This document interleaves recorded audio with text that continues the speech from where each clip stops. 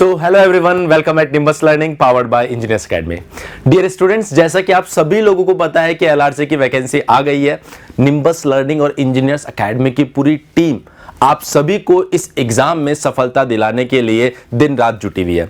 आप देख रहे हैं लगातार निम्बस लर्निंग चैनल के ऊपर रेगुलर अपडेट आ रहे हैं। एलआरसी का सिलेबस क्या है, वैकेंसी में कौन एलिजिबल है, कैसे आप तैयारी करेंगे और बहुत सारे अपडेट्स आप निम्बस लर्निंग यूट्यूब चैनल पर देख पा रहे हैं। आज की इस वीडियो में हम बात करने वाले हैं एक बहुत बड़े कंफ्यूजन मैथमेटिक्स और इंजीनियरिंग मैथमेटिक्स को लेकर, जो आप लोगों के दिमाग में आ रहा है कि सर मैथमेटिक्स का सिलेबस क्या होने वाला है, इंजीनियरिंग मैथमेटिक्स का सिलेबस क्या होने वाला है। तो उन दोनों पॉइंट्स को आज की इस वीडियो में मैं डिस्कस करने वाला हूं। देखते हैं, सबसे पहले अगर मैं बात करूं यहां पर जो मैथमेटिक्स जहां पर सिलेबस के अंदर मेंशन किया गया है, उस मैथमेटिक्स के अंदर आपका जो सिलेबस है वो क्या क्या रहने वाला है। देखिए, जो आपने मैथमेटिक्स का बेसिक सिलेबस आप जानते हैं सभी लोग, रिलेशंस, फंक्शंस, मैट्रिसेस। मैं अगर इसको पार्ट वाइज आपको बताऊं तो देखिए, ये जो रिलेशंस एंड फंक्शंस है ये ऑफ कोर्स आपने 11th 12th क्लास के अंदर पढ़ा होगा और वहां पर मैट्रिसेस भी पढ़ा होगा। मैट्रिक्स की अगर मैं बात करूं तो 11th 12th class 3x3 matrix को डील करना सिखाता है। तो जब आप बात करेंगे मैथमेटिक्स, जहां पर आपका सिलेबस मैथमेटिक्स दिया गया है, उसमें 3x3 मैट्रिक्स तक के जितने भी ऑपरेशंस है वो सारे आपको पता होने चाहिए। इनसे रिलेटेड क्वेश्चन आपसे पूछा जा सकता है। अगेन डिटर्मिनेंट भी आपको फाइंड करना आना चाहिए। स्क्वायर डिटर्मिनेंट की यहां पर चर्चा होती है, ये बात आपको ध्यान रखना है। अगर मैं बात करूं नेक्स्ट, कॉन्टिन्यूटी, डिफरेंशियबिलिटी, आपने लिमिट, कॉन्टिन्यूटी, डिफरेंशियबिलिटी ये सब एक साथ पढ़ा होगा। तो ऑफ कोर्स वो मैथमेटिक्स के सिलेबस में यहां कंसीडर किया गया है। डिफरेंशिएशन, मैक्सिमा एंड मिनिमा, ये जो मैथमेटिक्स जहां सिलेबस में लिखा गया ना बेटा, वहां maxima minima in one variable है। आपको ध्यान रखना है, maxima minima in one variable. और जिनके सिलेबस में इंजीनियरिंग मैथमेटिक्स दिया गया है वो maxima minima in one and to variable दोनों कंसीडर करना है। तो अगर मैथमेटिक्स आपके सिलेबस में दिया गया है तो सिंगल वेरिएबल वाला मैक्सिमा मिनिमा की यहां पर चर्चा हो रही है, जो आपने 11th 12th क्लास में पढ़ा था। नेक्स्ट आपको बोला गया डेफिनेट इंटीग्रेशन। देखिए, इनडेफिनेट इंटीग्रेशन आएगा तभी आप डेफिनेट इंटीग्रेशन पे काम कर पाएंगे। तो यहां सिलेबस में आपके डेफिनेट इंटीग्रेशन है, लेकिन हाँ, इनडेफिनेट इंटीग्रेशन भी आपको आना चाहिए, तभी आप डेफिनेट इंटीग्रेशन की बात कर पाएंगे। सो ओवरऑल मैं बोल सकता हूं कि यहां पर दोनों चीजें आपको आनी चाहिए। नेक्स्ट आप देख सकते हैं डिफरेंशियल इक्वेशन। ये जो डिफरेंशियल इक्वेशन है, ये फर्स्ट ऑर्डर डिफरेंशियल इक्वेशन की यहां पर चर्चा की जाएगी। फर्स्ट ऑर्डर डिफरेंशियल इक्वेशन तक आपको कहानी पता होनी चाहिए मैथमेटिक्स पॉइंट ऑफ व्यू से। वेक्टर्स के बेसिक ऑपरेशंस पता होने चाहिए, क्रॉस प्रोडक्ट, डॉट प्रोडक्ट, ये सब चीजें आपको आनी चाहिए। Straight line in space, 3D geometry की यहां पर बात हो रही है, तो वहां पर स्ट्रेट लाइन को कैसे रिप्रेजेंट किया जाता है, प्लेन को कैसे डील किया जाता है, ये भी आपको आना चाहिए। Next, linear programming. Linear programming मतलब सिंगल जो पावर आपके पास में किसी भी इक्वेशन की पावर अगर 1 आपको दिखाई दे रही है तो उसको आप लीनियर कंसीडर करते हैं। तो उससे रिलेटेड जो भी इक्वेशंस है उनको कैसे सॉल्व किया जाता है वो आप लीनियर प्रोग्रामिंग के अंदर देखते हैं। और उसके बाद में आता है प्रोबेबिलिटी। देखिए, जो प्रोबेबिलिटी है ये 11th 12th वाला बेसिक प्रोबेबिलिटी, जिसके अंदर आप उसकी डेफिनेशन आप चर्चा कर सकते हो बेस थ्योरम के ऊपर, आप बात कर सकते हो कंडीशनल प्रोबेबिलिटी के ऊपर। ये सारी चीजें इस प्रोबेबिलिटी के अंदर आती है। रैंडम वेरिएबल वाला सेगमेंट यहां पर नहीं है। तो जो मैथमेटिक्स का सिलेबस है वो सिर्फ ये वाला सेगमेंट है।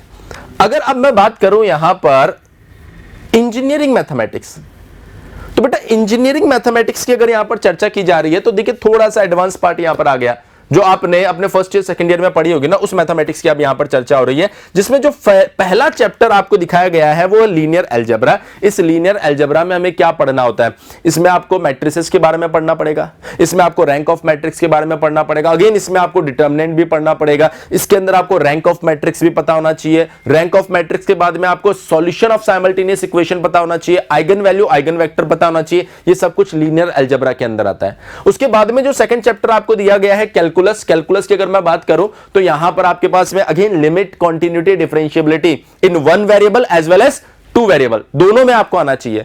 Taylor series expansion, mean value theorem, single integration, double integration, triple integrations, ये सारी चीजें इस कैलकुलस के अंदर आती है। मतलब डिफरेंशियल कैलकुलस हो, इंटीग्रल कैलकुलस हो, और एक और बहुत ही इंपॉर्टेंट पॉइंट वेक्टर कैलकुलस भी बेटा इसी के अंदर आता है। वेक्टर कैलकुलस की अगर हम चर्चा करेंगे तो वहां पर क्या आता है बेटा, ग्रेडियंट आता है। ग्रेडियंट के साथ साथ आप देखते हैं डायरेक्शनल डेरिवेटिव भी आता है। ये सारी चीजें, कर्ल हो, डाइवर्जेंस हो, ये जो थ्योरम्स आपने पढ़ी होगी, ग्रीन्स थ्योरम, स्टोक्स थ्योरम, वो सारी की सारी इस वेक्टर कैलकुलस के अंदर, इस कैलकुलस में तीनों पार्ट कंसीडर किए गए हैं। कौन कौन से, differential calculus, integral calculus and vector calculus, तीनों सेगमेंट यहां पर है। कोई भी कंफ्यूजन आपके दिमाग में होना नहीं चाहिए सिलेबस को लेके मैथमेटिक्स के, इसलिए मैंने बिल्कुल अलग अलग आपको यहां पर बता दिया है कि मैथमेटिक्स का सिलेबस क्या बोलता है, इंजीनियरिंग मैथमेटिक्स का सिलेबस क्या बोलता है।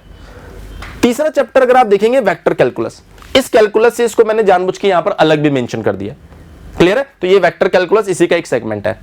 नेक्स्ट अगर आप देखेंगे डिफरेंशियल इक्वेशन, अब जब मैथमेटिक्स की बात हो रही थी वहां पर फर्स्ट ऑर्डर की बात हो रही थी, लेकिन जिनके सिलेबस में इंजीनियरिंग मैथमेटिक्स दिया गया ना, वहां पर आप ये मान लीजिए कि आपको फर्स्ट ऑर्डर और हायर ऑर्डर डिफरेंशियल इक्वेशन दोनों आना चाहिए। हायर ऑर्डर अगर आपको याद हो थोड़ा बहुत तो आपने CFPI फाइंड किया होगा higher order linear differential equation के अंदर, तो ये जो CFPI वगैरह आप फाइंड करते हो ना, वो इस इंजीनियरिंग मैथमेटिक्स की कैटेगरी में आ जाएगा। ठीक है, कुछ बेसिक पार्ट मैथमेटिक्स में भी आ जाता है, लेकिन यहां पर हायर ऑर्डर के ऊपर और अच्छी चर्चा होती है। अब अगर हम बात करें प्रोबेबिलिटी एंड स्टैट्स, तो ऑफ कोर्स अगर हम बात करें बेसिक प्रोबेबिलिटी की, तो बेसिक प्रोबेबिलिटी तो आना ही है। उसके बाद में रैंडम वेरिएबल भी यहां पर पूछा जाता है। डिस्ट्रीब्यूशंस जो आपने पढ़े, binomial distribution, normal distribution, uniform distribution, इस तरह के जितने भी वो डिस्ट्रीब्यूशंस इस प्रोबेबिलिटी के कैटेगरी में आती है ना बेटा, वो सब आपको यहां पर पढ़ना पड़ेगा।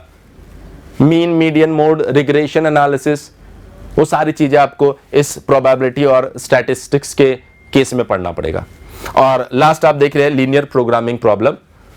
ये लीनियर प्रोग्रामिंग प्रॉब्लम अभी थोड़ी देर पहले भी मैंने आपको बताया था कि जो भी इक्वेशन आपके पास में पावर 1 की फॉर्म में दी जा रही है उसको आप लीनियर कंडीशन में कंसीडर करते हैं, तो वो प्रॉब्लम्स कैसे बनती है, उनको कैसे सॉल्व किया जाता है, उसके लिए ग्राफिकल मेथड क्या होता है, वो सारी बातें आपको यहां पर पढ़नी पड़ेगी। तो ये वो सिलेबस है बेटा जिसको लेकर आपके दिमाग में कंफ्यूजन था कि सर मैथमेटिक्स में क्या आता है या इंजीनियरिंग मैथमेटिक्स में क्या आता है, तो वो दोनों तीनों बातें मैंने यहां पर आपको बता दी है।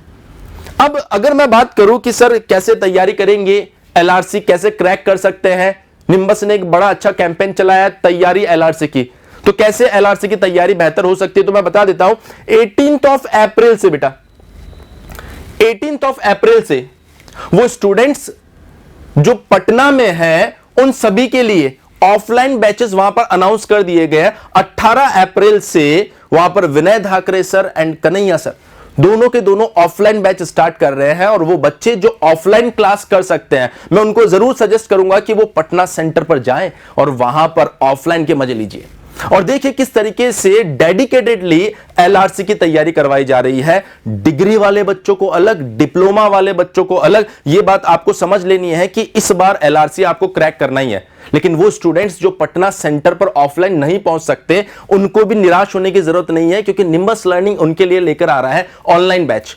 डियर स्टूडेंट्स, ये ऑनलाइन बैच भी 18 अप्रैल से स्टार्ट हो रहा है, और मैं बता देता हूं इसी बैच के अंदर, इसी ऑनलाइन बैच के अंदर भी वही टीम पढ़ाने वाली है जो ऑफलाइन बैच में पढ़ाने वाली है। मतलब ऑनलाइन बैच में भी अगर आप देखेंगे तो वही विनय धाकरे सर और वही कन्हैया ठाकुर सर आपको देखने को मिलने वाले हैं। और इस LRC की तैयारी अगर आप ऑफलाइन कर रहे हैं, ऑनलाइन कर रहे हैं, तो बिल्कुल भी आपको चेंज, बिल्कुल भी आपको वहां पर डिफरेंस महसूस नहीं होगा। तो अगर आप पटना सेंटर पर ऑफलाइन जाकर बैच अटेंड कर सकते हैं तो मैं सजेस्ट करूंगा कि आप जाइए और ऑफलाइन क्लास का मजा लीजिए। लेकिन वो बच्चा जो ऑफलाइन क्लास तक नहीं जा सकता बेटा, उसके लिए ऑनलाइन भी ऑप्शन है, आप ऑनलाइन क्लासेस भी कर सकते हैं। ऑनलाइन क्लासेस, ऑनलाइन बैचेस, वो भी 18 अप्रैल से स्टार्ट हो रहे हैं। तो डियर स्टूडेंट्स, अब जब वैकेंसी आ गई है तो बिल्कुल भी आपको रुकना नहीं है, थकना नहीं है। निम्बस लर्निंग और इंजीनियर्स एकेडमी के साथ में लगातार प्रयास करते रहना है, और हमारी टीम आपसे डबल मेहनत करने वाली है आपके सिलेक्शन के लिए। सो अगर आपको इससे रिलेटेड किसी भी तरह का कोई भी कंफ्यूजन रहता है तो डियर हमारी हेल्पलाइन नंबर्स आपके पास में अवेलेबल है। आप क्या कर सकते हैं, 7374000888 के ऊपर कॉल करके पता कर सकते हैं। इसके साथ ही मैं आपको एक और नंबर दूंगा 8094417777। दोनों में से किसी भी नंबर के ऊपर आप कॉल करके ऑफलाइन और ऑनलाइन बैचेस की इंफॉर्मेशन ले सकते हैं अगर आपको कोई भी कंफ्यूजन रहता है तो बने रहिए निम्बस लर्निंग के साथ में। निम्बस लर्निंग ये है आपके फ्यूचर की तैयारी, और इस बार LRC क्रैक करके निम्बस लर्निंग जरूर आपका फ्यूचर सिक्योर करने वाला है। बने रहिए निम्बस लर्निंग के साथ। Thank you very much. If you really like the video, please hit the like button, share the video, subscribe to our YouTube channel and press the bell icon for the latest updates. Thank you.